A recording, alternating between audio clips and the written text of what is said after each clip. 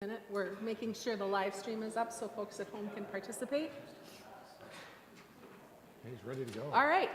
Well, welcome everyone. And those of you who are at home who are watching along, welcome. We're so glad that you are here. This is part 2 in a series around immigration and refugee resettlement. Last week, I'm not going to remember her name, Colleen, who was the founder of Saints Place here in Rochester, which is involved in helping to outfit homes, refugees as they kind of come to this country often with nothing, helping to outfit their homes. She was here to talk about that ministry they do and ways we can partner. And today, as I mentioned earlier, we are blessed to have with us Pastor Eric Shafer. He's the pastor in residence for Lutheran Immigration and Refugee Services, and he is going to tell us more about what we heard about in our sermon this morning, answer questions, and just we're going to have a chance to learn more. If you are watching along at home today, we are glad for that. If along the way questions come up that you have, if you will put them in the comments, I will keep an eye on the Facebook feed for comments. I'll watch YouTube Studio. And our producer will watch the YouTube Studio as well. So either in YouTube or in Facebook, put your comments in the comment section, and we will raise those questions as well. So, welcome. Thanks for being here. Thank you. I hope to spend most of my time answering your questions, but I want to start with some additional information that might help raise some more questions. I want to give you a picture of the situation in immigration and refugee work in the USA right now. And there basically are what we've called 4 major challenges, and what I would suggest, actually there's a 5th now, but it keeps changing. But during the last, in any given year, there are about 125,000 refugees resettled through the normal refugee process in the USA. These refugees are based on a 1965 law that established quotas for countries around the world. When people say our immigration system is broken, they're correct, but it would be more accurate to say it's old. 1965, believe it or not, was the last time we had significant immigration reform in this country. In 1965, it was visionary because it established quotas for countries that previously weren't allowed to send refugees. Our refugee system before that was built on racism and prejudice, to be quite honest. And the 65 law allowed Africans to come here and people from Latin America and other non-white parts, Asians, non-white parts of the world. So one of the crises is we have an old system, and the 2 major political parties both are at fault for not fixing it. So 125,000 is the average until 6 years ago. And those 125,000 come through a very elaborate vetting process around the world. Our State Department had people.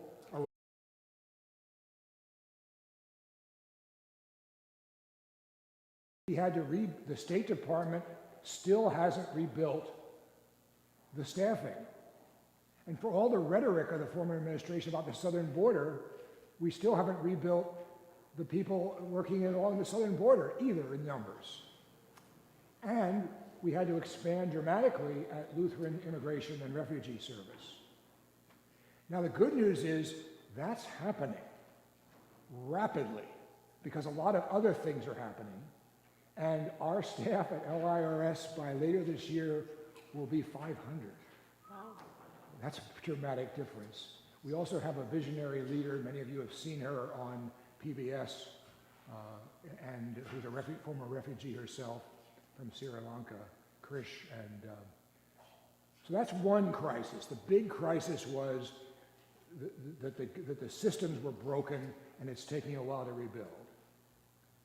Then came the end of the war in Afghanistan and the tragedy of that war. The Congress passed, President Biden allowed 100,000 Afghan refugees to come in, again vetted, mostly people we worked with, mostly people incredibly endorsed and advocated for by our military who worked with them to come in. But here's the catch. The Afghan refugees who've come in the last 2 years have come under a special act. The good news is they're in addition to the 125,000. The bad news is it's a 2-year act. And technically, at the end of 2 years, they could be sent back. Sent back to what? As you know, if you're a woman, you do not want to be sent back to Afghanistan. If you're a family person, you do not want to be sent, and many of the people that could be sent back would be killed because they cooperated with us. Now, that's why the Afghan Adjustment Act that I mentioned in my sermon is so important. It's a bipartisan act. Congress needs to get busy and pass this. I'm sure they will, but we've got to encourage them to do this, to allow these people to stay here. What the act does is put these people in the regular process so they can stay here and become citizens. Okay, that's 2. Then the war broke out in Ukraine. Yeah. And again, through President Biden, we were able to get a special process to get Ukrainian refugees here quickly and over the 125,000. But you guessed it, they're under the same situation as the Afghans, and technically in 2 years could be sent home. Now, if you watch the news, you know how bombed out much of Ukraine is, and so there'll really be no home for them to be sent back to, I'm afraid. So again, we're going to need an act similar to the Afghan Adjustment Act for Ukrainians. But the Ukrainian crisis has been the other crisis. And I haven't mentioned the huge crisis at our southern border. The ongoing crisis is not new. It's a result of climate change, government persecution, economy, all kinds of things. Do you know that 47% of the people coming across the southern border are children? Incredible numbers. The huge majority are women and children. They're not drug runners, they're not gangsters. Many of them are fleeing gangs in their countries. But again, with the problems that happened in the last administration, there aren't enough immigration judges. Here's where the media gets us confused. The majority of people crossing the border are not illegal aliens. They are people seeking asylum. And you have a right in USA law and international law to request asylum in the US. But we don't have enough immigration judges. So they come here under asylum, seeking asylum, and they're put on a waiting list, and maybe in 3 years, they'll get before a judge as we rebuild this system. That is the purpose of all the welcome centers that LIRS is operating along the southern border and actually all over the US. And those are the things that aren't funded by the federal government that our contributions fund. Because despite what some critics say, people who are here requesting asylum do not get government aid. Now, they would love to work and not take government aid. Many of you have had experience with immigrants and refugees, and you know they don't like the government handout. If they're getting anything from the government, they want to get off it as quickly as possible. Now, I would add to that, then, what's happening in Venezuela, where many, many people are fleeing communism. I think the governor of Florida forgets about all those Cubans that fled communism and brought him to office, when other people fleeing communism. If you're anti-communist, you're in favor of Cuban and Venezuelan refugees. There's no middle ground here. There's no middle ground here. You can have other prejudices, sure, but that ought to be your mantra.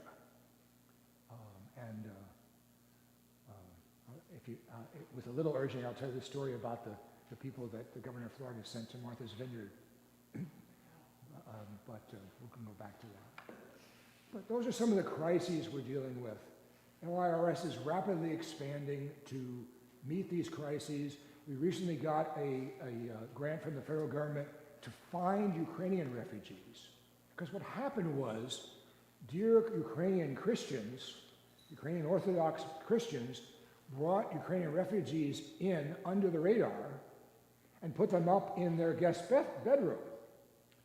Well, now 6 months later, they're kind of getting tired of those people in the bedroom. We've got to get those people into the system so they can stay here.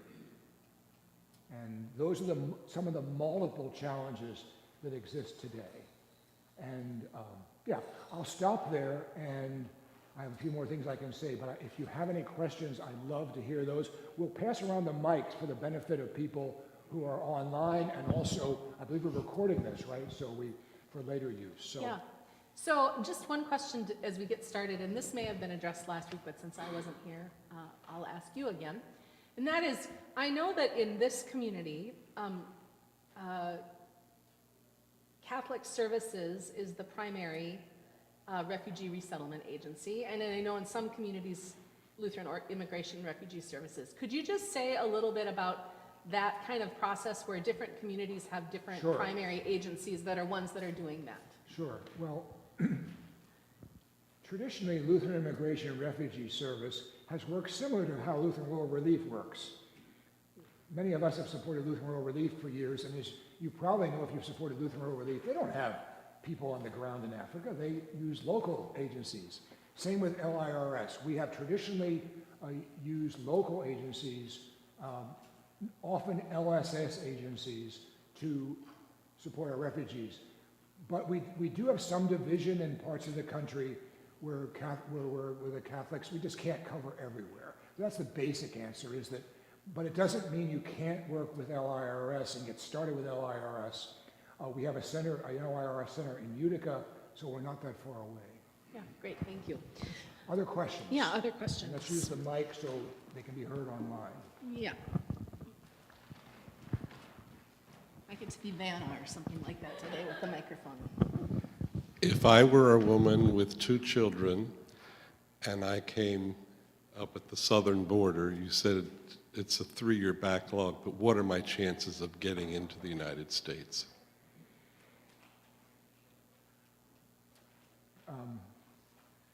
And staying.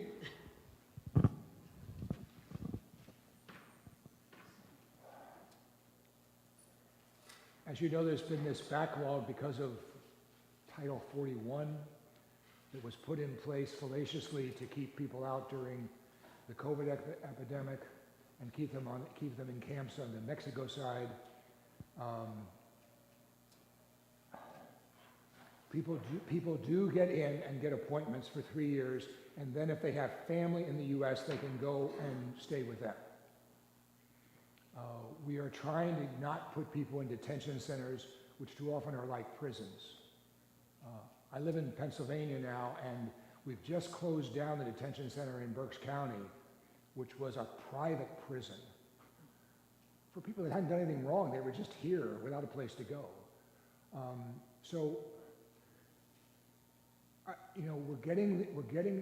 We're trying to help people get scheduled. So I guess the answer is, in time they will get their hearing. In time they will get their hearing, but it's going to be a while. My question is, once they get the hearing, what's their chance of staying here?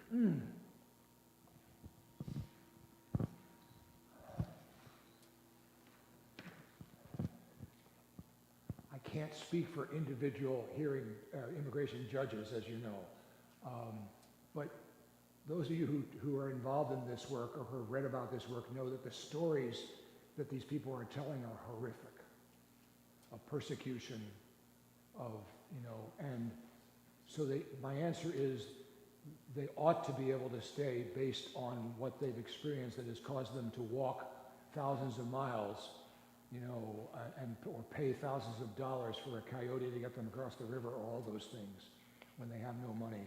So I'm hopeful that the chances that they'll get a chance to stay here. But is it fair to say that, whoops, I have a double mic. Is it fair to say that the reality is that to some degree it really does depend on whatever case that they can present to a judge who That's right. happens to be sitting in front of them on any given day? That's right, which is why we have the welcome centers Right. to advise them and help them with immigration lawyers to get through this process. Yeah. In our video last year for Synod Assemblies, we featured Emily. Emily waited in a Ugandan refugee camp and her family for 15 years. She got in, and now she's at Pacific Seminary and on internship to be a ELCA pastor. Wow. Now, we don't do this work to create ELCA pastors, Right. but it sure is nice when it happens. Jerry, you were going to ask a question. Here, can you use the mic for folks at home? Did I hear you correctly that across the southern border that 40-some% are children? 47% are under 18. Then why is it, as I watch television, and the people in the water and on the Mexican and on the American side seem to be, in the majority, young males, I don't know, 17, 18, 20. I mean, they're everywhere. I don't see the children that you're speaking of. The wise ass answer is it makes better pictures in the media. I can assure you that our people on the border have told us that it's 47% children. Now, there's thousands, so there are going to be young men in that group too, many of which who are carrying young children. But 47% children and majority women and children, despite what you see in pictures. Jeff. I remember the Clint Eastwood movie Gran Torino, where the line when he asked his immigrant neighbor, how did you get here? She said, blame the Lutherans. Blame the Lutherans, and he says those Lutherans. Yeah. Wonderful publicity for us. We Yes, it was, but I appreciate that. But I'm from Jamestown, New York, and it's getting a lot of Fox News press because there are 35 immigrants from the southern border that were sent there by, I think, Greg Abbott, the governor of Texas. And New York State is a sanctuary state, so he said, Jamestown's a good place to go. The people in Jamestown are uproar because there's 35 Spanish-speaking people. Now, Jamestown is no longer the Swedish community I grew up in. It's now much more of a Spanish community. But it seems like the blame is being put to the government for not providing the funding as a sanctuary state for immigration, whether it be local, state, or federal funding. I don't know there, but I'd like to hear compassion rather than just blame. Yeah. So we have 3 governors who are playing politics with people's lives. I'm going to be honest with you. If you've seen the mayor of New York, for instance, on TV, or the mayor of Chicago, both these mayors have said, give us a call. Tell us that you're sending these people. Let's talk about a schedule. No. Surprise! You know, why did the governor of Florida put refugees on a plane to Martha's Vineyard? Because some guy on Fox News suggested to do that. Now here, I'll tell you the irony of that one. So 2 plane loads of refugees arrived in Martha's Vineyard on the day we were coming off the island. We used to own a home there, we don't anymore. Okay, we're coming off the island, we didn't know that was happening. And they were well received, they weren't prepared for them because they just appeared. Martha's Vineyard, which has 10,000 residents in the winter, it's a small place in the off season. Anyway, so there's a sheriff in Texas who filed a complaint saying that was an illegal. That it was illegal for the governor of Florida to send those people to Martha's Vineyard. These were all Venezuelan asylum seekers who had appointments. These weren't illegal aliens. And, okay, because of what the governor did and because of what the sheriff did, all those people automatically got visas because we have in the U.S. law that if you're an immigrant who's a victim of crime, you get to the head of the list. So God has a sense of humor, and they get to stay without as much hassle. There's a question online? Yes, we have a few questions online. One was, can you talk about unaccompanied minors and how they are helped by LIRS? I think you might have delved into that a little bit. And the second one is there a successful foster family network? I'll answer the second one. The answer is yes. I mentioned in my sermon that we were able to place, when we got the children out of the cages and during the last administration, we were able to put the word out, and we got 5,600 of these children into foster care. Now, that's the good news. The sad news is some are still in foster care because we cannot find their families. But we were able to get most of those people then out of foster care and into families. We have a network through our welcome centers. And, children and asylum seekers are our priority across the U.S., not just across the southern part of the U.S. So the answer is yes to both, and that information is on the LIRS website. Yeah. Could you talk about some of the ways that individuals and communities can partner with LIRS? I thought you'd never ask.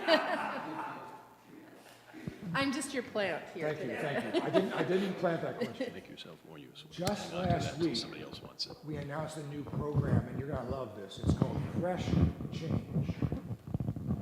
Fresh Change. And it's a program cooperating with, I think it's actually an agency here in New York State, but I'm not sure. But anyway, it allows individuals, families, and congregations to put together small packages of the basic clothing that a refugee needs. 5 pieces of clothing for men, 5 pieces of clothing for women.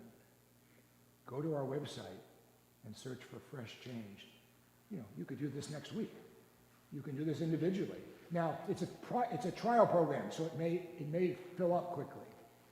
Everyone can pray, of course. Everyone can give.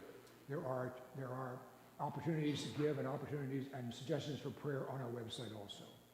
And then we have, and it's not too early to be thinking about this, we have the Hope for the Holidays program, one of our most successful programs with Lutherans, where Lutherans assemble Christmas cards for refugees in detention centers. And they're sent to a central point and then distributed to refugees in detention centers. And go to our website, search Hope for the Holidays. That's something that even individual can do. But your congregation could get together and they'll tell you where to send those. Now, it's only February, but we're going to need to put those out, send those somewhere in probably November. And if you want the Bible school to do it this year, all kinds of things could be possible. So Fresh Change and Hope for the Holidays, boy, there's other suggestions on our site also. Mike, where's the mic? Oh, right. It's not, we can hear It's you, not the loudest, it's it's online, for the so people they at can- home. Okay, my question is, if you give to LIRS, does it go through the ELCA like we make a monthly contribution to World Hunger? Can we just add that as part of what we do, or is it a separate entity? I want to be careful as I answer that for understandable reasons. I used to work for the ELCA, and I was the communications director for 15 years, and I love the ELCA and the church-wide organization. But the church-wide organization, like your synod, has been really hit hard by decrease in income, like many of our congregations. And staffing has gotten low, and thus the amount of money that they're able to give from the church-wide budget to Lutheran Immigration and Refugee Service has decreased dramatically. Okay. And they're now giving to specific programs within LIRS's budget, rather than what they used to do, undesignated money, which you all know even in your congregation, undesignated money is the engine that keeps things going. I support the ELCA World Hunger Appeal. My wife and I don't have any children. When we die, the entire estate's going to the ELCA World Hunger Appeal. And the ELCA World Hunger Appeal, as you say, sends money to Lutheran World Relief and Lutheran World Federation and partner churches for programs. But to be honest, it overcomplicates things if you make a gift to the ELCA and ask it to go to LIRS. It will. It would be better if you could give directly to LIRS. And boy, I hate saying that, having spent all those years in churchwide, but it's the reality of the sad budgets through no fault of anybody in churchwide. And I'll just attest that I give a regular ongoing monthly gift to LIRS directly. So it's just, it's like any other organization that I support. There's an automatic withdrawal that comes out of my bank account and it goes directly to support LIRS. Thank you. Yes, sir. I'm just holding the mic for anybody else Oh. that needs it. Tom But has I another do have a question. If I go to the website, If you have a microphone, you'll have a question. oh, you know me so well. But if I go to the website and go to where you've directed us to, and for instance, the 5 pieces of clothing for men, 5 pieces of clothing, if we solicited or if people came up with these, does it give us a place to send all Yes, that? Yeah. yes, it does. But I. How to pack it too, I yeah, just want to okay. caution you, because it's a trial program, I wouldn't be surprised if it's already, everyone gets excited about this one. Right. It might be oversubscribed already. Now, we do lots of trial programs, and so this one obviously is going to get repeated. Other things we've done, last November, Krish, our executive director, got a phone call, and it was a phone call from an attorney, and the attorney says, "We have an anonymous donor who would like to help you. Can I set up an appointment in the next 2 weeks to talk with you?" She said, "Okay." She called Andrew, my boss, and said, "What do you think this is?" So he looked up the donor, who was from Seattle, Washington, the lawyer. 2 weeks later, Yeah. into our account, Mackenzie Scott, that's the ex-wife of Jeff Bezos who's giving away all his money, put $15 million in our account. What that means is more welcome centers. We started a bank for refugees. This is similar to the work that Lutheran World Relief does in Africa. You know, especially women can start small businesses. And we're making microloans to immigration families. We've started that bank in Northern Virginia. We'd like to duplicate that across the country, and these funds will allow us to do that. We'd love to start an employment service. We already have a relationship with big U.S. employers, and we regularly do events for U.S. employers who are hungry for workers. If you've been to a restaurant, you know the need for workers in the hospitality industry, or a hotel, or a hospital. And so the jobs that immigrants are willing to take to get started. These funds will allow us to expand.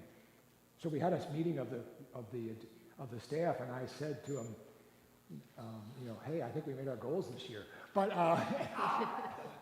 but the good and bad news is that means we must redouble our efforts to keep the programs that new money has started going. But it is exciting. It's a gift from God, and it was one of her largest gifts last year. She gave away $2 billion in 1 week. God bless her for doing that. It's hard to, she is rapidly getting rid of her ex-husband's money by doing wonderful, and she does gifts to encourage her rich friends to also do gifts. So we're excited about the possibilities, but we're working very hard to use these expanded funds to expand our work, and now as one of the fundraisers to keep the funds going in so we can keep that work going. We probably have time for a couple more, right? I'm assuming that there's a communication issue when they get here. I could guess that most of them don't speak English. So how do they help them overcome the language barrier? We employ Spanish-speaking people at our welcome centers, but you bring up a good point. Mexico allows anyone to fly in on a tourist visa from anywhere. So contrary to some of the images you see, it isn't just Spanish-speaking people coming across the southern border. It's Haitians who, of course, speak French, right? It is Africans who speak a number of different languages, many of them English. It is people from all over the world in that southern border. Yes, the majority are from, actually right now the majority are from Guatemala, I think. I know the majority of children are from Guatemala, but Guatemala, Honduras, and El Salvador have been the main countries because of the terrible gang problems, government problems, all those violence problems in those countries, and climate change, which make it, but we do employ translators. I would tell you an interesting story, though. So last spring we had a big job fair in Northern Virginia because that's where many Afghans are. And all the major U.S. companies were there because they wanted to recruit employees. And we got all kinds of people, and we got translators to translate from the Afghan language. We didn't need them. The people we got from Afghanistan were the teachers, the lawyers, the government workers, many of whom spoke English as well as you and I do. That's such a shame for Afghanistan. We have taken, by necessity, the cream of the crop of Afghanistan's younger leaders, who if they could have stayed, could have helped their people, but they couldn't stay because they were threatened with violence. Many Afghans, not all, many Afghans come already speaking English quite well because they learned it from the military, who they helped. And fascinating stories. I will just say, within our community, so one of the things that Learning Links does is to also do some English as a second language classes for adults, for the parents of some of the children in their after-school program. But that's one of the reasons why ESL programs exist in communities like the Rochester area, is to help provide those English language skills to refugees who will often come, especially adults, without those skills. So those exist in our community as well. Well, and you all know with immigrants how... Say that again, Judy. Frequently, because I volunteer at Learning Link, frequently it's the children I was going to just say that. that Thank you. translate for the adults, Yeah, for the parents. First of all, they pick it up quicker. Yeah. Secondly, the children are listening to English language music. Right. They're learning, my friend Bob tells an amazing story of running into a lost immigrant at an airport. And he said, I learned English from Arnold. No. He said, true lies.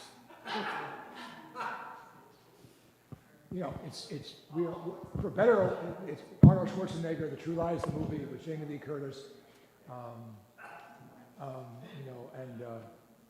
Anyway, yeah, you're right. It's the children who pick up these things very quickly. We were just in Hungary recently, and in Hungary they all know English because of Columbo, the most popular show in Hungary. Yeah. But it was the first show that was allowed to be shown after the fall of communism. Fascinating. So I admit that my news sources on network TV, which what they present to me depends on how much soap they can sell. So the perception that I draw is that these border states are inundated with a flow of human beings across the borders, and what do we do, and that their politics and nefarious means aside on the part of the politicians, they do have a serious issue of Yes. what do we do with all these people? Yes. So can you give us somewhat of a reality picture of, because I don't necessarily trust that the news media that depends on selling soap is relaying what reality is to us. Make no mistake, we have a huge crisis at our southern border of people coming across the border, fleeing repression, seeking asylum, and overwhelming. You've seen the images on TV about El Paso, who's trying to be compassionate. Trying hard to be compassionate, and the agencies there are overwhelmed. The government has to do something, and a plague on the Democrats and the Republicans for not doing something. Absolutely. Plague on them both. Yeah. They could have fixed this several years ago and did not, because it doesn't play well politically. It plays well to demonize these people. And you know, I think the Biden administration is finally starting to wake up and do something. And I'm hopeful that something, but it's a massive problem. There's no question about it. And it's going to take a while to fix it. And, you know, but there are millions upon millions of refugees in the world. This is I think the numbers I read I think I read it approached 60, 80 million across the world. So this is not a problem that's going to end soon. But the bottom line is, we need these workers. In my congregation in Santa Monica, I had the finance manager of the largest farm in San Diego County. And he said, I've been fighting ICE for 40 years. He said, you would have no produce from California without so-called illegal people. Well, undocumented people is a better term. And I love when I go out in the field and I run into a farmer, because every farmer knows this. The farmers in the East, the apple farmers in Pennsylvania, they all use undocumented people to pick the apples. Even in conservative Adams County, it's the farmers are not conservative on this issue at all. It's very interesting. We might have time for one more. We're getting close to the time, aren't we? Does LIRS have a presence in some of these countries, Thank giving, I did you not know, pay her to answer that. but giving people accurate information? Yes. Okay, so this is something that the Mackenzie Scott money is going to allow us to do. We are opening an office in Guatemala, where 47% of the immigrants right now are coming from it. You know, it's really an amazing number. We're opening an office there because, yeah, the solution is Guatemala, Honduras, and El Salvador, to pick on those three. You know, the federal government should be trying to stabilize those governments and using aid, and especially aid to promote industry.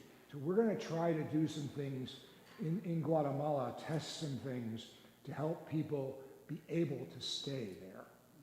These aren't people who want to leave. Who would want to leave everything and travel thousands of miles on foot? You know, that's this image that people are just wanting to get to the good old USA where they'll get lots of money. So yes, so we're going to have this trial in Guatemala and see what we can do. And obviously, that's a program we hope to then duplicate, especially in those three countries. If we could do something in those three countries, it would not stem the problem at the southern border, but it would sure help. Can you just say a comment, if you know anything about projections related to how the climate crisis will continue to impact the growth in refugees in coming decades? Well, I'm not a climate scientist, and you're not asking me to be, I know that, but, climate change is real, and especially watch what's happening in Africa, where, drought and starvation is at its height. Has not been this bad, we think, ever, and people are on the move, and that's climate driven. Yep. It's less visible in other parts of the world. It's extremely visible right now in Africa. And as certain areas of the world dry out and heat out, you can't raise crops when all you have is dust. And people are going to be on the move. And they're not interested in borders, they're interested in feeding their family. So it is a huge issue, and it relates to all these other things. The refugee crisis at our southern border won't stop if we solve the problem in those three states, those three countries in Central America, because of climate change in Africa especially, but all over the place. Yeah, I mean, I saw this report the other day that while the vineyards in France are drying out, they're making champagne in England, which they've never been able to do before. So this warmth moving north. Yep. It's fascinating. Yeah. Pardon? That's a little scary, but yes. I want to thank you, Eric, for your presence today. This has been a real gift to be able to hear from you, so thank you. My privilege. And I want to thank you for staying and being a part of this conversation. I think this is the beginning of an ongoing conversation about how Bethlehem as a community can continue to be engaged in caring for all of our neighbors, including our refugee neighbors, both here in the Rochester area and in the wider world. So that will be an ongoing conversation. And I want to just say that wherever you are individually in your kind of political views around these questions and what you see in the news and things like that, we heard today in our reading from Isaiah, again, that our call to love and care for our neighbors, to do justice, to provide means for our neighbors to be able to provide for their own families, and for our call to be salt and light. It's not, we have to do something, we are salt and light. So how will we show our salt and our light to the world? And by caring for our refugee neighbors, that's just one of the very concrete ways that we have the ability to do that. And so we will continue to think about the ways that we embody that in this community of faith. And of course, I know all of you do that in your own individual lives as well. So thank you for being here. Thank you for having me here.